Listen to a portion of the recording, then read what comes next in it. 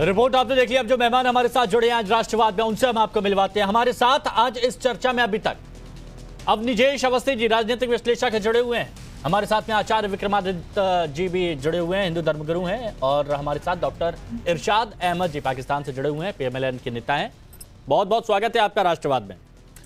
Doctor इरशाद अहमद जी, अब मुस्कुराता हुआ चेहरा आपका हमेशा बहुत अच्छा लगता है, लेकिन आज मैं आपसे जानना चाहता हूं कि आप भी पाकिस्तान की फिक्र करते हैं, तो आप क्या चाहते हैं कि पाकिस्तान में बीमार को ठीक करने से ज्यादा खुशी की बात अगर गैर मुस्लिम को मुस्लिम करने में मिलती हो, ऐसा कोई कहेगा तो क्या आप उसको जायज मानते हैं?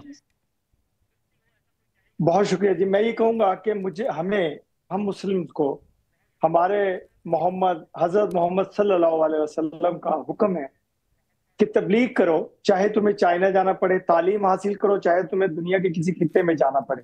देखिए, हम इस्लाम की तबलीग करते हैं जैसे आप अपने धर्म का प्रचार करते हैं, इस तरह हमें हुक्म है मेरे नबी पाक सल्लल्लाहु अलैहि वसल्लम का। और कुरान पाक एक मुकम्मल किताब है, अगर आप उसको पढ़ ले, खुदा की कसम आप भी ईमान ले आएंगे और मुसलमान हो जाएंगे। सिर्फ तर्जुमे के साथ मेरे कुरान पाक को पढ़ लीजिए, तो मुझे ना जाकिर नाइक की जरूरत पड़ेगी, ना मुझे मेरी जरूरत नहीं। पड़ेगी। मैं तो आपसे बस ये पूछ रहा हूं कि बीमार को ठीक करने से ज्यादा खुशी गैर मुस्लिम को मुस्लिम बनाने में मिलती है, क्या इस बात से आप इत्तेफाक रखते हैं?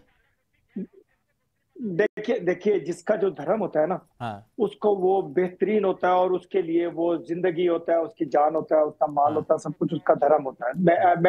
हम एहतराम करते हैं तमाम मजाहिब का, हम एहतराम करते हैं आप इसको मानते हैं? सिख का, मुस्लिम का, शूद्र का। देखिए सुन ले, मैंने कहा कि तमाम मजाहिब का हम एहतराम करते हैं, क्योंकि आपका अपना मजहब है, किसी का मजहब को छेड़ो मत, अपना मजहब छोड़ो मत, ये हम कहते हैं मुसलमान। लेकिन तबलीग करते रहो, अपने मजहब नहीं, की तो आप इस बात को मानते हैं ना? मैं ये पूछ रहा हूं आपसे, हाँ या ना बोल दीजिए बस।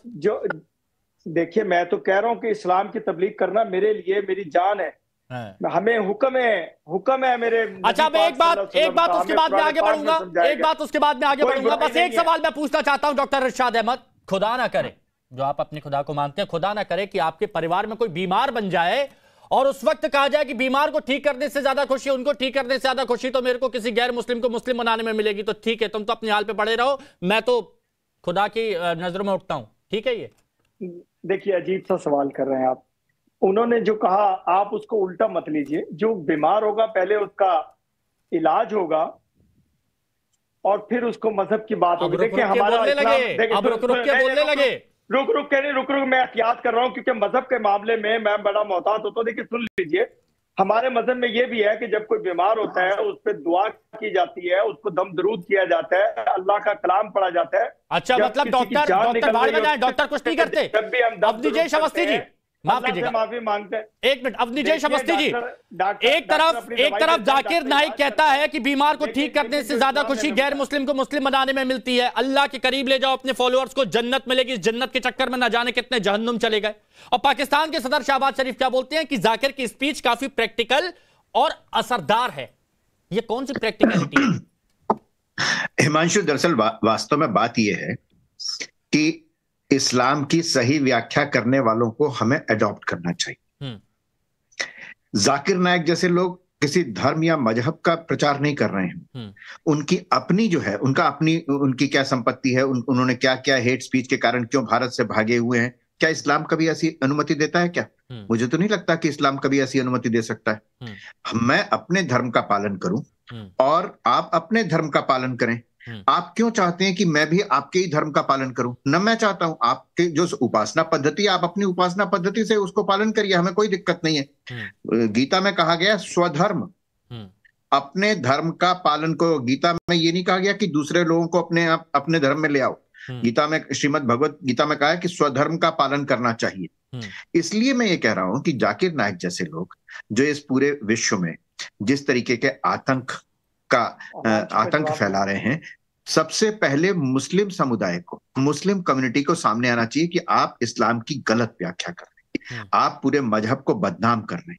और वो भी वहां पाकिस्तान में जाकर के, पाकिस्तान में जहां खाने पीने तक की दिक्कत हो रही है, वहां पहले उसकी तो बात कर लें। उसकी तो बात कर ले। हमारे यहाँ तो कहा जाता है भूखे भजन ना होई गोपाला। सबसे पहले पाकिस्तान की आर्थिक स्थिति जो है, वहां आम आदमी की जो स्थिति है, उसके बारे में किसी को बुलाते पाकिस्तान वाले तो मुझे समझ में आता।